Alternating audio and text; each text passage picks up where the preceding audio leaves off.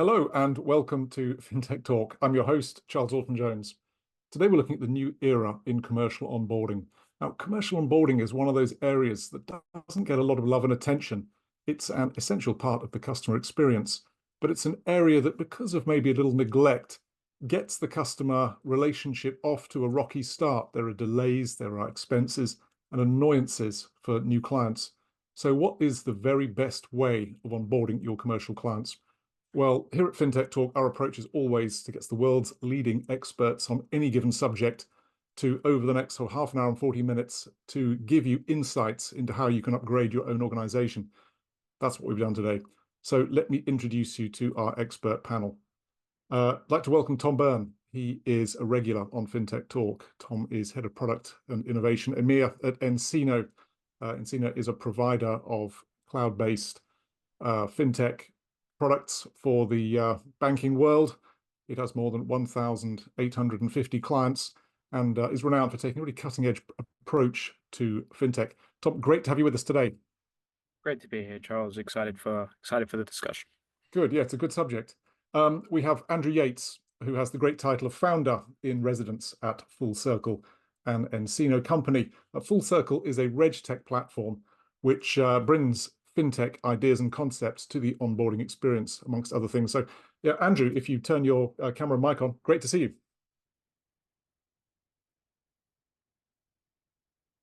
Here I am. I'm struggling to press the button there. Yeah, great to be here today, Charles. Thanks for you. And dare I say, our special guest, dare I say, today is Angela Norman. Angela is the interim managing director of commercial lending at the Yorkshire Building Society, which is the UK's third largest building society. But Angela is in the middle of a huge transformation project related to onboarding. So she's really going through it. So we're going to be asking her some very nosy questions about what it's really like to try and improve the onboarding experience. So Angela, lovely to see you. Thank you, Charles, and thanks for the invite. It's great to be here. Great. Well, let's get to it. I mean, Tom, I just would like people to understand the potential for improvement here. I mean, everyone has an onboarding experience, but as I said, it kind of gets neglected. But yeah, how much scope is there for improvement? I mean, is it organizations just fiddling around the edges when it comes to transformation, or is it really possible for a big bang improvement? Yeah, it's a good question, Charles. And, the standard answer of it depends. But we've seen in the market, there's definitely been a move towards, understanding the urgency of this issue. And that's partly been driven by sort of the regulator, especially in Europe, is very, very active around this space. We've seen tons of fines handed out for sort of the way that processes are being run, which is usually a catalyst for banks to start to look at, how do I start to adapt and how do I start to change my processes? I think we're sort of coming to, if I make my own sort of prediction, I think we're sort of coming to the end of a little cycle that we had where I think banks just how much they were struggling with the regulation, with the burden, and sort of with the collection of data, documents, and everything that they need to be able to run this process efficiently and streamlined. Sort of our perception has been that the kind of dominant theme in the market has been throw people and money at the problem and, not really look at it in the context of sort of the customer experience. So we've seen a lot of technology answers where a bank has just stood up, financial crime and onboarding in an island which is completely divorced from actually what the customer's looking for. So you end up with sort of these very jarring, disjointed processes where, I'm coming to you because I want to finance my dream of a home or a warehouse or whatever it might be, but you're asking me to complete some very complex processes that just don't feel, they don't feel connected. So what we're super excited about is I think the technology is now there, to be able to start to transform this and run these processes at scale, embedded with everything that's going on from a customer expectation and experience perspective. And that was, what really drove the acquisition from an nCino perspective of Full Circle, because we truly believe that if you can, originate as sort of the product need, the customer need, alongside pre-populating all of the data and aggregation and intelligence needed to power your compliance process, you're only ever asking a customer for something once and only when you really need it. And all the studies show the quicker you can do that type of process and the more intelligently you can do that type of processes, those are the banks that are going to win and be able to scale in the future. Well, that's it. I mean, Angela, just to ask you, Yorkshire Building Society is undergoing a significant transformation project, but why did you feel it was necessary? What was wrong with your previous processes with commercial onboarding? think it's everything that Tom just mentioned there. It's having manual processes across multiple different touch points and different documents, and also not integrating the customer due diligence, the KYB, KYC processes as part of that customer journey, really understanding where that friction point is in terms of capturing that data, processing that data, and asking for the same types of data multiple different times in the journey. So it's really about bringing that together, streamlining that process both internally and externally. I think the regulation point's a really interesting one that Tom mentioned there. In a heavily regulated environment, and making sure that you adhere to that and keep up to date with all of the new regulation coming in, it's really important to make sure that you're partnering with the right firm that can keep you on the right side of that regulation, opposed to having individuals within an organisation who have a responsibility for that. So there's that Right. real risk of manual human error across the whole of the process, that kind of streamlining that from a customer journey and also digitizing from a kind of risk perspective were two key reasons why we wanted to enhance our offering and work with Encino. Let me just ask you, Angela, how important though is it for the customer experience? Yeah. Because if the onboarding process is bad, a lot of, I don't know, there's maybe an assumption, well, people are okay, they go through it, it's annoying, but people have always gone through it and done the Yeah. paperwork and filled out the forms. How significant is it to Oh. sort this out? It's absolutely ultimate priority, because customer experience, especially in an evolving world where there's so many digital efficiencies coming through, as a lender, you need to keep pace of that and understand what available technologies and digital changes that you can implement to streamline that process. It's so important as a consumer, kind of, obviously we're talking about commercial lending here, but the quicker that you can actually go through any process, take that friction out, make it more seamless, provide information once, and get that end result quicker, faster, especially if it is a no decision at the end of that. We want to be able to deliver that, whether it's a yes or a no, really fast and give Right. the reasons why. That's the promise. Now, Andrew, okay, so we just heard all the potential problems that exist in onboarding. I'm sure they're going to be really familiar to all of our viewers, because probably we've been through it ourselves in one respect or another. But what's the dream therefore? I mean, if people upgrade their onboarding experience to be the best that the fintech world can offer, what are the hallmarks of the dream process? So I mean, just picking up on Angela's points there, I think as consumers, with Apple iPhones and Google phones in our hands, we're kind of conditioned to expect things to happen faster. We expect things to be connected. So the vision is to really bring the onboarding experience in line with the experience of dealing with the provider. What if the onboarding experience can be just as good as the product and the service that's being on offer, just as good as the team that I know Angela's got. That's got to be the aim, and by reducing those points of friction, and by using technology to do things like capture documents in real time, using things like the phone that's in your hand, we can short circuit the process, but also ensure that we're only asking the question once. Fewer iterations mean shorter cycles. That's great news for the bank because the time to revenue equation shortens, but most importantly, that customer experience is right where it should be. So that's the vision. And we got together with the Encino team a couple of years ago to start working on this proposition, and super delighted that we've had the opportunity to work with Angela and her team as our kind of strategic test case. And in the interim, Tom and I got married. You guys are very close. That's fantastic. And just tell me, Andrew, when it comes to approach, just quantify the difficulty here, because there are some things in banking that are truly grisly, like moving to a new core engine, that are sort of many years, 3 to 5 year project, and potentially you're going to capsize your entire bank if you get it wrong. How grisly is the onboarding process? I mean, can you just tweak existing processes, or do you advise people to buy a cloud solution off the shelf? Just quantify the difficulty of this transformation process. Yeah, and back to Tom's first comment, it depends on the complexity of the use case, if you like. Very, very simple loan or mortgage origination up to something where you're dealing with an entity that's multi-jurisdictional, where there are, numerous officers. You've got to cover all of those bases. So the first thing you need is the source data.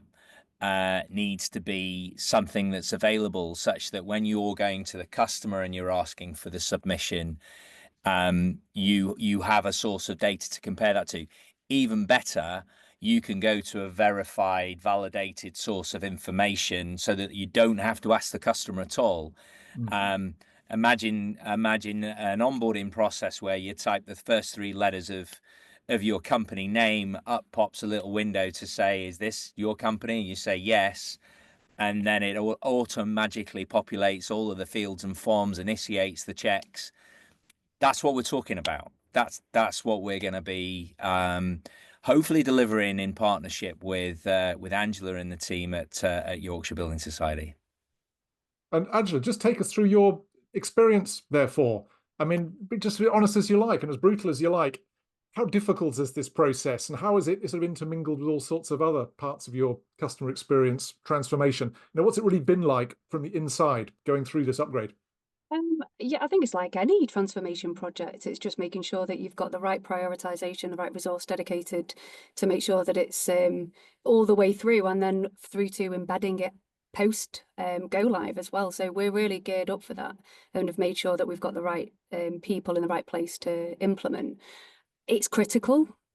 It's so needed in terms of a change. We couldn't continue in the way that we were from that manual process, because we're growing and we've got really strong growth ambitions. For us, it's not about bringing more people, and I think that was something that Andrew touched on earlier.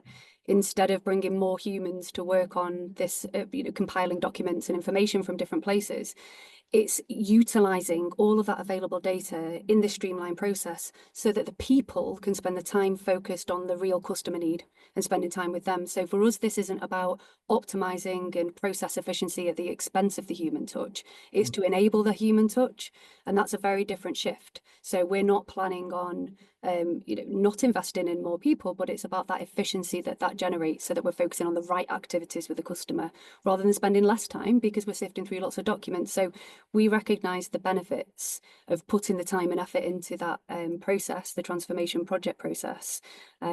So for us, it's a no-brainer. Yeah. Do you have kind of metrics that you're measuring your success by, whether it's reduction in onboarding time, whether it's cost efficiencies? I mean, you're kind of implying, therefore, it's not a headcount thing. It's not about sacking 95% of people, Elon Musk Doge style. Absolutely trying not. to get away with it. Yes. How are you judging your performance? Absolutely not. It's about maximising the time that those individuals spend on value-adding customer activities and spending time with the customers, because there's still information that we need to gather from the customer. This is part of the process, but we still need to understand the story. And in commercial lending, it's never going to be fully automated, in my opinion. I think there'll always have to be that nuance of the story behind that particular borrower or the asset that we're looking to bring on. So this is just streamlining that part, and a big part of it, so that we can spend the time on the value-added activities. But to answer your question in terms of efficiencies and savings, we attribute those metrics down to efficiency in the process. So how many hours saved, therefore how many more applications can we process because of those hours saved with those individuals working on the process. So it's kind of optimizing the efficiency from a reduction in hours spending, not sifting through lots of documents. So that's how we rationalize it. Okay. I mean, Charles, just to add something to that, the experience of others. I mean, it's probably a logical summation to make that if you use the power of automation to glean and analyze and surmise and gather the information that's required, that's powerful stuff, and that means it should go faster. We've got case studies that show that can be done in 10% of the time. That's the kind of order of magnitude. Maybe we should peg that a little bit higher for the purposes of Angela's measurement. But if you can do things twice as fast, 3 times, 4 times faster, that has a huge effect both on the efficiency inside the bank, but the effectiveness, the customer experience, and that's ultimately what we're trying to get to here. Okay, so Angela, go ahead. Sorry, no, Charles, I was just going to build on that point from Andrew there, because it's also about mitigating risk. Because whilst obviously that we're talking there about the hours that are spent, but that's human hours and human error. But actually automating this data and getting it from the source minimizes that risk, and therefore you've got more benefits that you're realizing from that than just the optimizing of the processes. So it's a multi-purpose business case for us in terms of what we're actually driving from that and eliminating risk. So I think that's a kind of a hidden benefit that probably doesn't always get talked about as much as optimizing efficiency and creating capacity, but is absolutely critical. Massively. Anything involving manual processes, keystroke error, duplication problems. Absolutely. Tom, I just wanted to ask your perspective, therefore, on where onboarding sits in a more general transformation in banks. I mean, nCino's products dovetail together really nicely, and organizations that have beautiful cloud-based systems, therefore, can upgrade quite easily. But a lot of people watching this will be thinking, God, we've got a load of legacy on-premise stuff. We've got, spaghetti systems. Is a bad onboarding experience more a manifestation of troubles elsewhere? Zen and the art of motorcycle maintenance, that the problem you see is actually a manifestation of something much larger. And therefore, just put this in context. I mean, should people be undertaking onboarding upgrades, or should they be focusing on something even more core, like migrating to a sort of, cloud native core banking platform? Yeah, it's a good question. So, I mean, maybe a little bit of personal experience that starts to answer this question. So I won't name it, but I used to work at an institution, and many years ago, sort of over a decade ago, we embarked upon two major transformations at the same time. One was around origination of like what the customer wants as a product. The other one was around commercial onboarding and sort of all of our obligations around commercial onboarding. We got very deep into those two projects. We didn't talk to each other enough and everything that was going on there.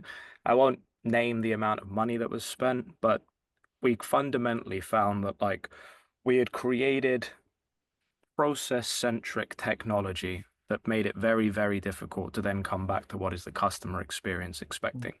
Because you have system A telling you you have all of these obligations and need all of this data. You're integrating, as much as you need to understand who the directors are from a, financial crime and AML perspective, all of that data is super valuable in understanding and assessing their creditworthiness. And you end up with this siloed organization that you then try and refix. So the biggest piece of advice and what I learned from sort of that experience is like you need to center everything around the customer journey. Like you cannot center it around these are the obligations we have as a bank, so we're going to structure our technology like this. Because even if you have the best UX in the world that sits on top of it, you're going to find yourself paying tons of money in integration, duplication, tons of money in keeping things in sync. You're going to break the data lineage. You're going to have all sorts of regulatory risk and operational risk sitting there because you've structured the journey around something that is your obligations rather than actually the journey that the customers and your colleagues are expecting that makes logical sense to them. So our advice is always to start with that proposition and then look at ways that you can, with the technology that's available these days, use a customer-centric approach and then start to hydrate that with what's needed as you start to look through that journey and understanding what those different obligations are in that context. And Angela, I really want you to take us inside, therefore, the process you've been through. Perhaps you can just give us some insights into, some of the thoughts and ideas that have really produced results for you, looking maybe just beyond the onboarding experience, how you integrate that with other transformation projects within your building society, what's worked, and if anything hasn't worked, that's always good to hear as well, because people forewarned is forearmed. So yeah, what's really worked for you, but also maybe what hasn't worked. Yeah, okay. So I think probably a really, really key important point is mapping out that customer journey and understanding where the friction points exist. You can't do everything. So if there's so many different parts of that process that need fixing, there's sometimes a tendency to try and do everything all at once. And in my opinion, that's not the right approach. It's really looking back and getting that feedback from multiple sources, whether that's from colleagues, customers, brokers, all of the people you interface with, to think where are those key pain points, and then focus in on a small number of really impactful changes that you can implement. And obviously this is one of those for us that's a priority. Something else that we're working on with nCino on is enhancing our broker portal as well. So that's a really key interface with our broker demographic and making sure that that's a seamless process as possible for them. So it's about choosing the things that you think are going to make a difference and not apologizing for the things at that time that you can't quite get to, because actually focusing in on changing that point in the process, making sure that's embedded, and then moving on. That's how I believe that we've been successful over the kind of recent months in making sure that we do stay focused on that. And every organization has limited resource. We don't have endless resource that's just sat on the side waiting to implement all of these change projects. So it's being really ruthlessly prioritizing of the time and being aware of how much time these things can take, building some contingency in, because you're going to come up against hurdles, whether on all sides of the project. So making sure that that's factored in. And for us, that obviously is that has been a learning throughout this process, but getting to the right end point is ultimately critical, and making sure everybody's got the same goals and alignment of what we're trying to achieve. So being really clear on the priorities, focusing on those and making sure that you've got the right resource allocated, and doing that ruthless prioritization is key, and having the same objectives and end goals as the partners, which we do have with Encino and Full Circle. So it's good. Fantastic. How long is the process? Have you given it a time frame? Is it 1 year, 18 months? What have you given yourself from start to finish, if there is a timeline? So we're looking to implement by the end of H1. And I think when you look back, there's obviously discussion points. There's times to go through the kind of governance processes, depending on your organisation, how long that takes. So for us, actually getting it right and making sure that it's all working as it should be, and we've got all of the right criteria engaged, has been key for us. So you will be launching hopefully in the next couple of months by the end of H1. I think, and I love this idea as well about having just this focus, there's this understanding that organizations don't inherently have a lot of spare capacity and resource sitting around waiting to do something or other. So just tell me how valuable it is working with a partner, maybe like Encino, who bring all of that experience to bear, so you can rely on them because they've been through the process many, many, many times, so they know it inside out. So even if your organization, if people are watching this thinking, we don't really have the time to spare to completely rethink onboarding from scratch, I mean, Angela, people don't need to, do they? They can turn to a partner that specializes in this area and just piggyback off their years of expertise. Absolutely. I mean, anybody who thinks that they can build the level of knowledge that both Full Circle and Encino have developed over years of experience of working with different lenders, seeing what's worked, what's not worked well, that's that's gold dust. You can't get that as a lender. So from my perspective, absolutely working with people who've been through that, who can help you on your journey. I've worked with Encino for many years in other organisations as well. I've only been with YBS for 6 months now, but I've seen firsthand the level of care and diligence that the teams do apply to making sure anything that's implemented is done to bespoke standards rather than a one-size-fits-all. So that's my experience. And equally the same with Full Circle. So obviously this is the first time we've engaged with Full Circle, but absolutely complementary. I think I can see the synergy and why Encino and Full Circle have come together. And for us, obviously that's really great because it's happened at a point when we're in the process of our project. But I think it's about making sure you're on the same page. It goes back to those having the common goals and objectives. And if the customer's truly at the centre of those decisions, decision making, which I genuinely believe across both companies it is, both Encino and Full Circle, and very much at the heart of what we're about at YBS, then that we're all heading in the same direction. That's so good to hear. Andrew, I wanted to ask you just about regulation, the dread word. Because again, people watching this be thinking, yeah, we'd love to upgrade, but we've got our systems because we talk to the regulator and we know we're fulfilling everything. And if we start changing things, we're going to talk to the regulator again and we don't really understand what the rules are. How difficult is regulatory compliance as part of this sort of upgrade process? And if you get onboarding right, does that not make regulation and compliance just so much easier if you've got, well, records, but you're leading the witness there, Charles. Of course, yeah. it does. But here's the interesting thing: what if we're, as Full Circle, as an expert in onboarding, what if we're not here to tell Angela and Angela's team what they should do and how they should do it? What if Angela's got a team of really super talented people, constituents in an audience, if you like, that already know that stuff? Which happens to be a statement of fact, then the task is just to capture that know-how and using some of the modern aspects of technology. We've got this thing called a rules engine. We can effectively take the regulatory need, but also within the context of the business need, and transform that into something that's a a repeatable and executable program, and that's part of our intellectual property. I think what's been and then as regulation changes, it should be relatively straightforward to keep pace with that. You're not having to reinvent the wheel. You might have to kind of tweak a threshold or maybe introduce a new rule set side by side that existing rule set. I think what's been really interesting working with Angela's team, I don't know this from the feedback from my team, is there are different constituents across the YBS enterprise that want different things from this solution. And because in the past the alternative, as Tom described it, is a more siloed approach, by working together and collaborating together, we ensure there's an analogy which is there's a word called orchestration, but if you think of it as kind of like, we want the humans to be conducting the orchestra, not playing the instruments, right? And so the technology can play the instruments, the human beings can orchestrate that, and that's what we've been, I think, successfully doing. It's super exciting to watch that coming together. I did think, Charles, as well. We've sort of got 25, 26 minutes into this, and sort of you're mentioning regulation there.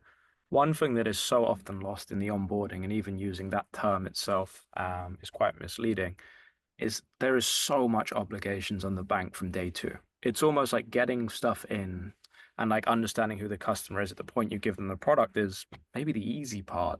But like what we've seen and sort of why I'm so passionate around it needs to be customer centered is if you understand who that customer is, you're working with them, you can now use the technology to keep that digital file up to date. And this is where I think there's a stat, there's a tier one European bank, again, that I won't name, 20 to 25% of their people are literally just doing remediation work, which is just going across the bank, aggregating data, saying this is the new company, these are the new directors. And that really, especially in some jurisdictions, isn't needed anymore. So the ability to get it right up front so you alleviate all of that pain that comes later is like super critical. And having, you know, the processes, the people, the technology that underpins you so you can create that digital, you know, corporate structure, digital individual token that you can then start to constantly reference and make sure you're in compliance rather than hiring 25% of your staff to be doing this work is critical. And that's also where the regulator is crazy active. Like if you see the fact that there are changes happening and you don't have processes in place to deal with them with policy, that's where we're seeing some of these record fines. So the sort of cost for getting it wrong is just going up and getting more and more active in sort of the world that we're living in now. Yeah, Angela, I can see you nodding your head there. I mean, you mentioned risk earlier. What's it like from your perspective? You know, regulation, risk.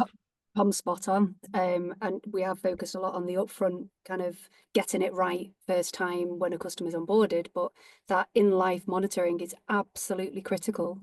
And making sure that you've got opportunities to streamline those processes by utilizing this available data, and then again using the human touch to take that information and not just rely on that, but then use other processes, whether it's engage with the customer or utilizing other information sources that are available to complement that oversight of an in-life portfolio is absolutely critical.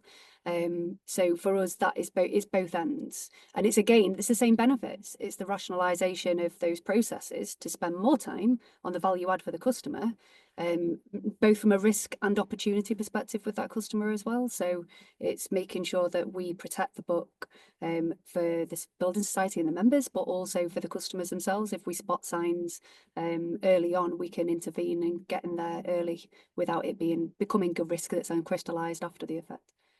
Just to add some colour to that, Charles, you know, to illustrate Angela's point, you get that right at the beginning, but the one constant in life is change. Things change, new information comes to light, new circumstances present themselves. And just to give you an idea of the power of, there's graph database technology that powers the solution. I think we're tracking 7 million active companies. We're updating the data 3 times a day. I think it's 5.8 billion transformations of data every single day, because things are changing so quickly. And you know what we've got to do is first of all help Yorkshire Building Society get it right first time on the onboarding process, but then we need to also help with that in-life monitoring because there's opportunity and there's risk that needs to be mitigated for. Well, yeah, that strikes me as just one of the great benefits of, I'm a great advocate of sort of cloud-hosted solutions, because the ongoing life cycle is so much better. You get to enjoy all the upgrades as they become live, and yeah, you tend to work with a specialist who does nothing other than focus on one particular domain. Angela, what's the focus at YBS? Are you advocates of the whole cloud-native, cloud-hosted solutions? Do you mix and match? What's the ethos at YBS? So we obviously work with nCino for our full customer onboarding solution, and for us that was a decision that was made way before my time, but in my opinion was absolutely the right decision. Having come from different backgrounds from tier one lenders and fintechs who also used nCino, I think having the ability to constantly iterate those processes, because even if you've got them in place and they are all automated, as Andrew just said, change is inevitable and there's going to be new things. So you can't just think, I've done it now, great. I've got all of those streamlined automated processes, because the next best thing is coming around the corner. So I think it's constantly looking at that pace of change across the industry and the customer demand. I know we talked about it earlier in terms of what we expect as consumers, but it's so critical because the people who are actually engaging with us are also consumers, so they have expectations. So we need to keep pace of that in particular in commercial lending, that is sometimes deemed to be a lot clunkier because of the complexity. It's not something that can be automated fully, as I mentioned earlier. There's always going to be some manual intervention, but let's utilize the people who are having that manual intervention on the value-added activities and not just sifting through loads of documents at all stages. I know we're focused on the KYB, KYC process here, but all the way through the process, there are efficiencies that can be made through using cloud-based systems. What's the final impact, Angela? I mean, we talked earlier about how you're going to measure success. Are you able to produce any kind of, hard numbers on time to onboarding or, NPS or anything like that? How do you measure what success is?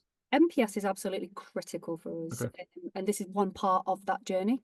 So clearly this is going to streamline and optimize that process, and we've got grand ambitions for working through all of that onboarding and in life. So NPS, absolutely. And yeah, we have got hard metrics that we are looking to deliver against to reduce the time.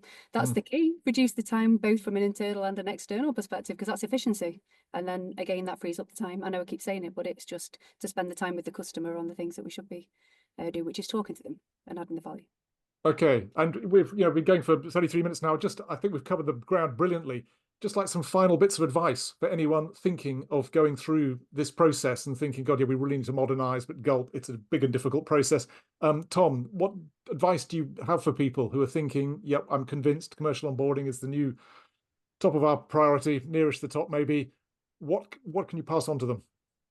I mean, speaking about the customer journey and having your North Stars, I think that the one sort of tip that we have maybe that we haven't covered is around implementation. So what we've typically seen is a lot of these financial institutions have brought, all sorts of processes and all sorts of policy into play that, have probably been well-intentioned at a time, but have probably been in play for a while. And quite often when we implement our system, it's the first time that they're ever able to track, hey, this is being shunted to a manual route because of policy exception A.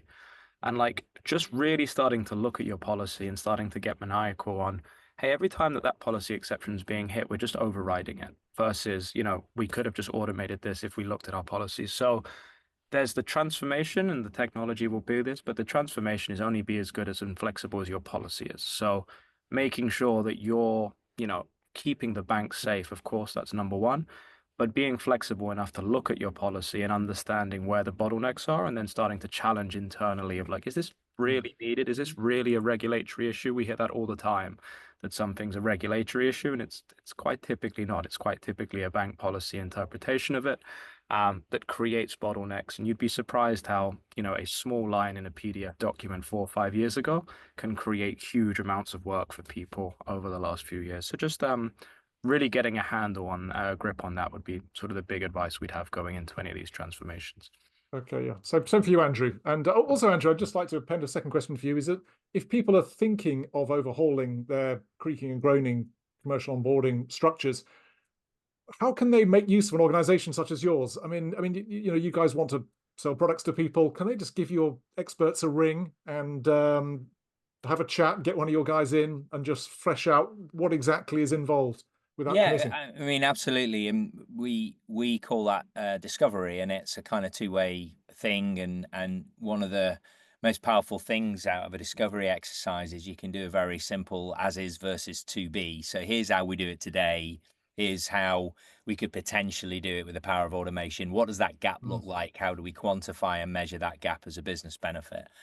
Um, I think just to supplement what Tom said, though, if you think of metaphors, I tried my orchestra on before, but if you think of a transformational change project as being a journey to the summit of a mountain with, you know, stops on the way, one of the things that we were able to do with Angela's team was we were able to supplement and complement the decision to do the transformation project with some web-based capabilities in the short to medium term, which could alleviate some of those manual bottlenecks. So the end result is the fully integrated customer journey. But as Angela said, that might take 12 months, 18 months to get there. But in the interim, we can start making big strides. So, you know, we can automate the process of doing checks. We can automate the process of KYB. We can automate the process of credit checking and things like that.